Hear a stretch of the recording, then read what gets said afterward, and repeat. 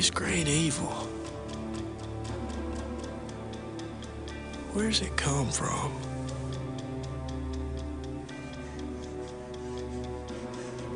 How did it steal into the world?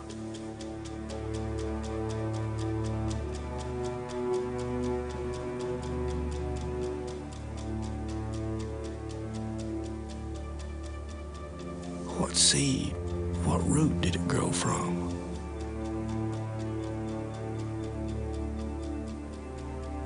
Who's doing this?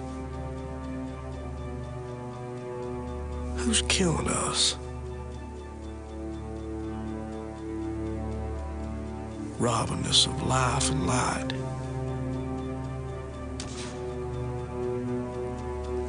Mocking us with the sight of what we might have known.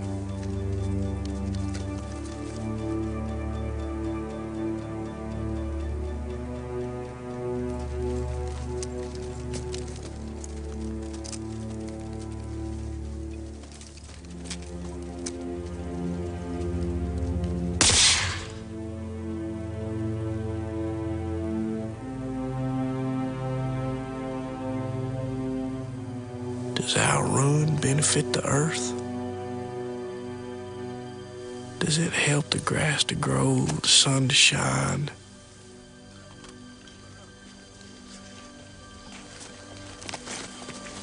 Is this darkness in you too?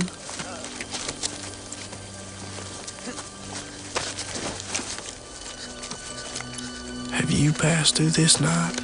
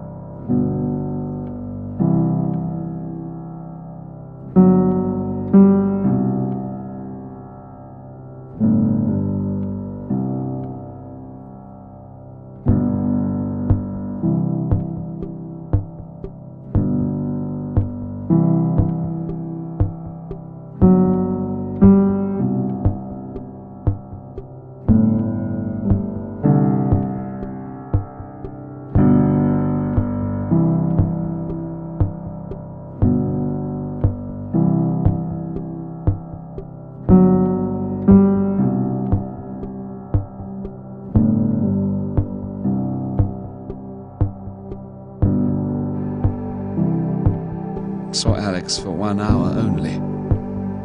It is sad that my work takes so many hours which I would prefer to spend exclusively with Alex. I am so indescribably happy with her. Never did I believe there could be such utter happiness in this world. Such a feeling of unity between two mortal beings. A marvelous, unforgettable day in my life. The day of my engagement to my precious, beloved Alex. Walked around the entire day in a haze, not fully conscious actually of what happened to me.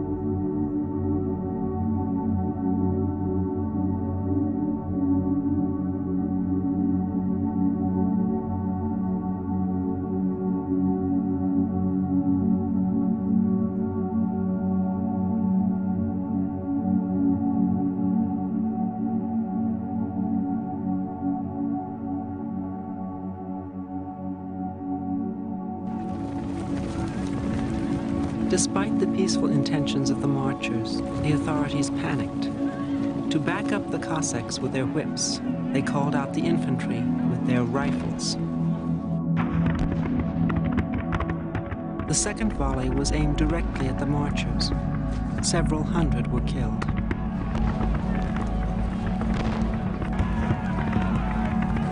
The radical press grabbed the opportunity to blacken the Tsar's name.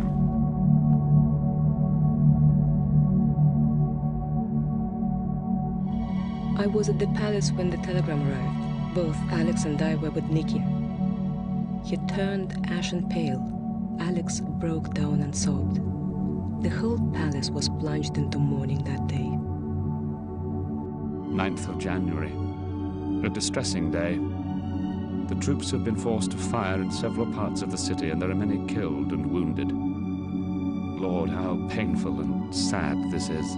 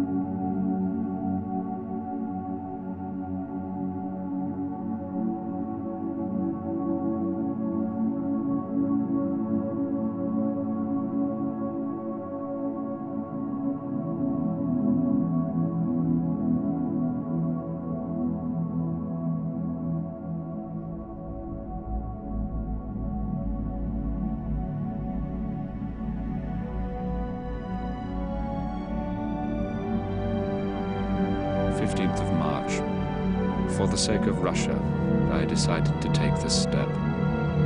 All around me I see treason, cowardice, and deceit.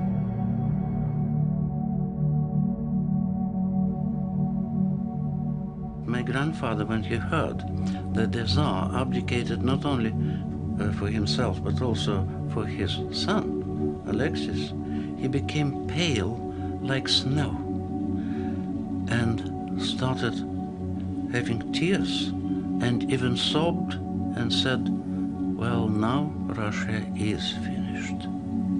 Just like that. In the south, an anti-Bolshevik white army came into being.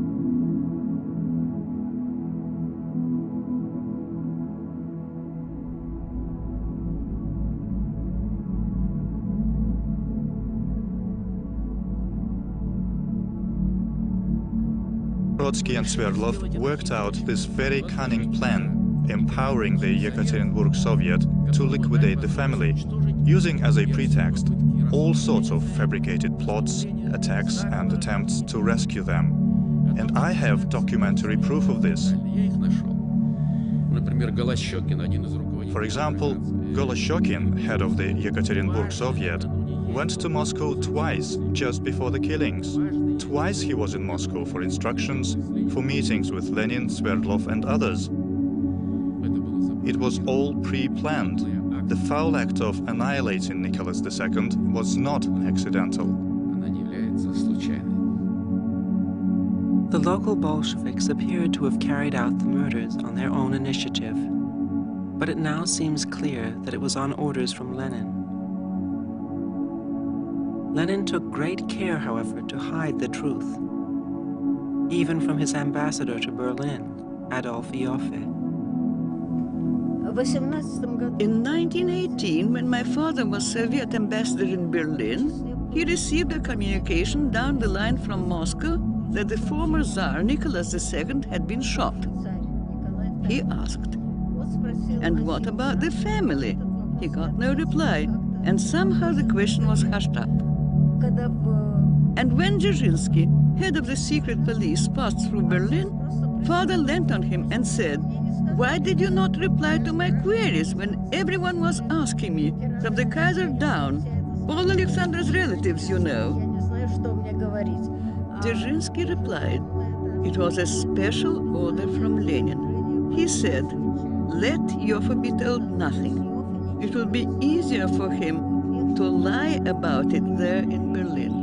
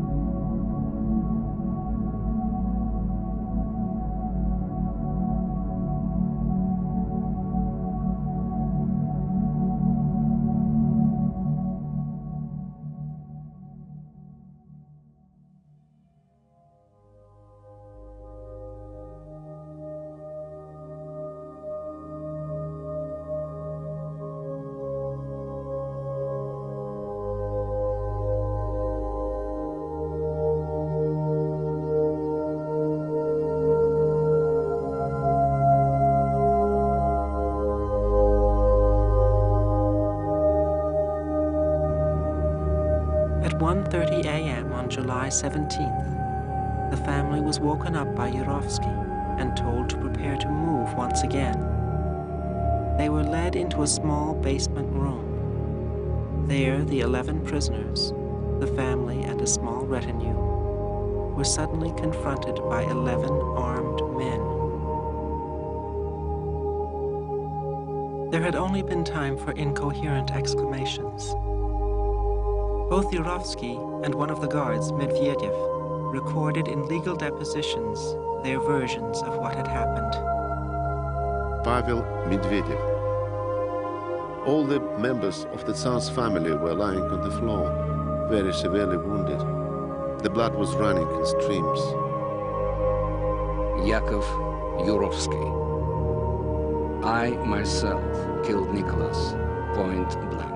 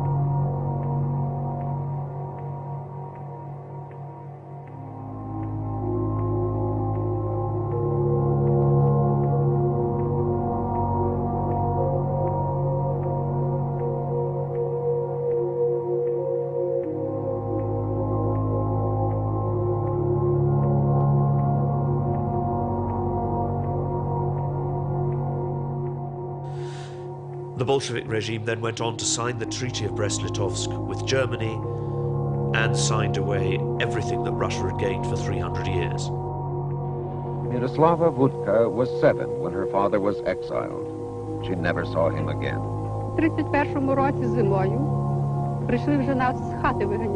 In the winter of 1931, they came to evict us from our house. Activists, a group of people, if they could be called people, came into the house and looked over everything and made us very frightened. Then they said, "Get out. This isn't your house anymore." But Mother wouldn't leave. "At least let us spend the rest of the winter here," she begged. "Where can I go with these children and old people?" The men picked her up and threw her outside. A militiaman or activist stood in the doorway as a guard. Mother shouted to us, "Children, don't leave the house." There were tears and screams. It was frightening. We grabbed hold of the benches in the house, screaming and refusing to let go. Then the men began to take us out one by one. They would throw one of us outside and then another.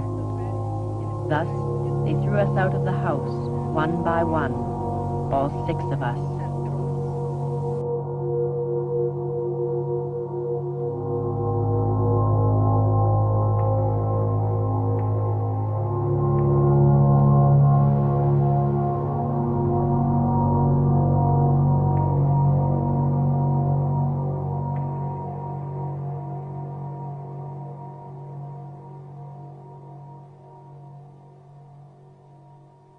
The survivors work as slave labor, producing raw materials for export to the West.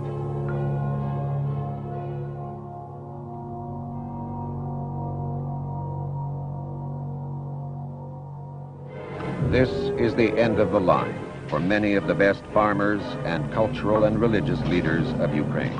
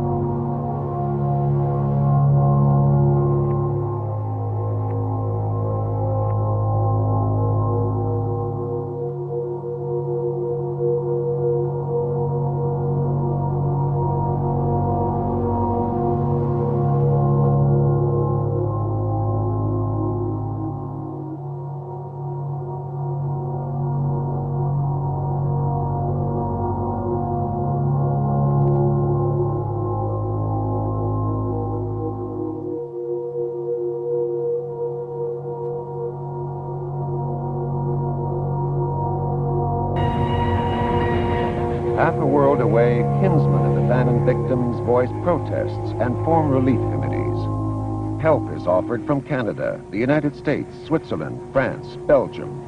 Cardinal Initzer initiates relief in Austria, Metropolitan Sheptytsky in western Ukraine. But all shipments of food grind to a halt at the Soviet border. The Soviet Red Cross flatly denies the existence of famine. The hands of the international organization are tied.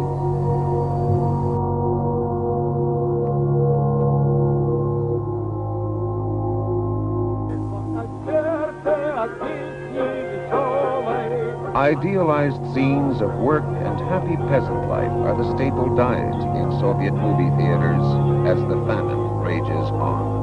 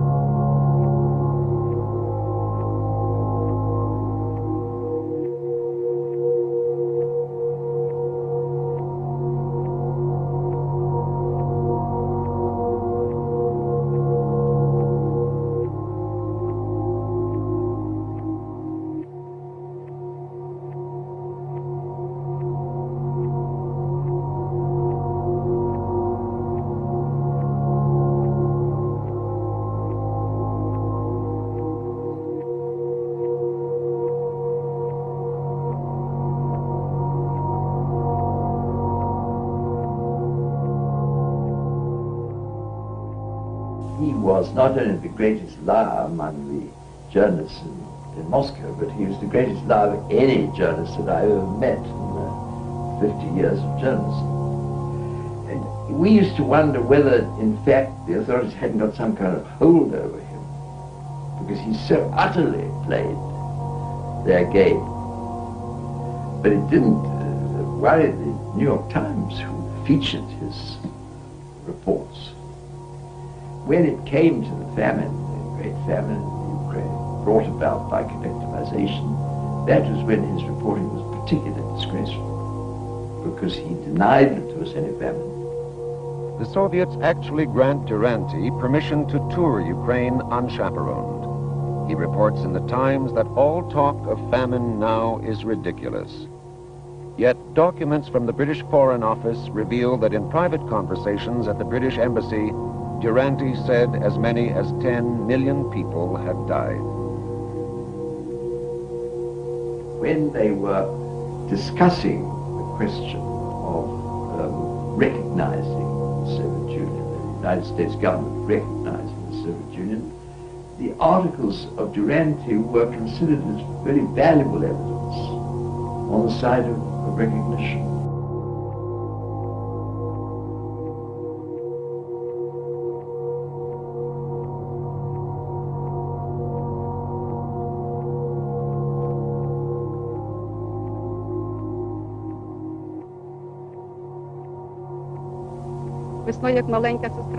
In the spring, when my little sister died, her body lay in the house a whole week. We kept it until Mother came back from the state farm. People would come to our house and knock on the door every day, asking whether we had any corpses. We'd shout, "No, we don't." Then the wagon would continue down the street collecting corpses. When Mother came home, we had to bury my sister. How could we bury her? There was nothing for a coffin. We wrapped her in a sheet, placed her on a sled, and took her to the cemetery. We put her between two coffins in a big grave. Coffins were placed on top also. And that's how we buried her.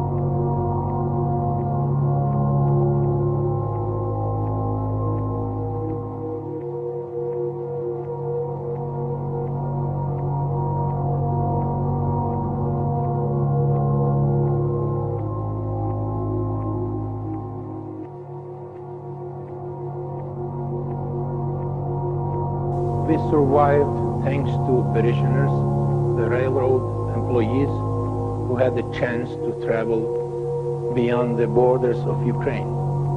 And we had neighbors, Soviet officials. They always had food. We came through their garbage cans.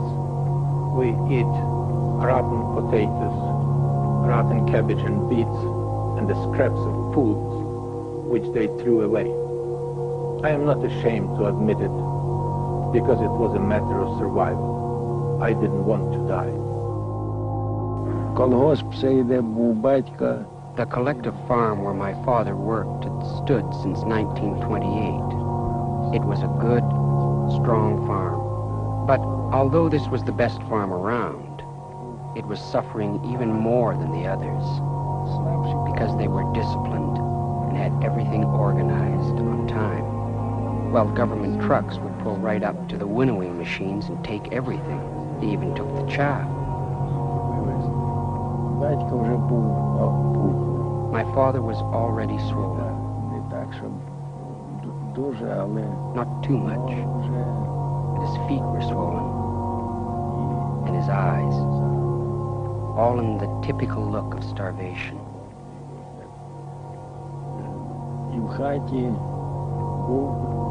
And in the house, there was nothing left but half a pumpkin, and that's all.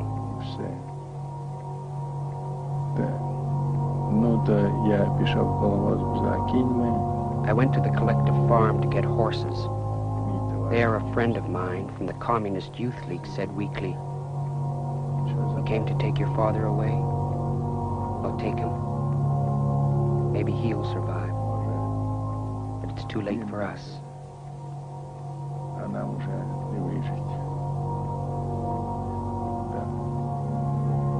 Village mothers, dying of hunger, throw their children onto trains heading into the cities in the desperate hope someone will take pity and feed them. I entered the car, railroad car, and then I saw it was full of children. Some of them were enormously thin, but others were thin at the top of the body, but their legs were and stomachs were enormously swollen. Some of them had convulsions. In general, if a child was lying very quietly, we already knew this child will die soon.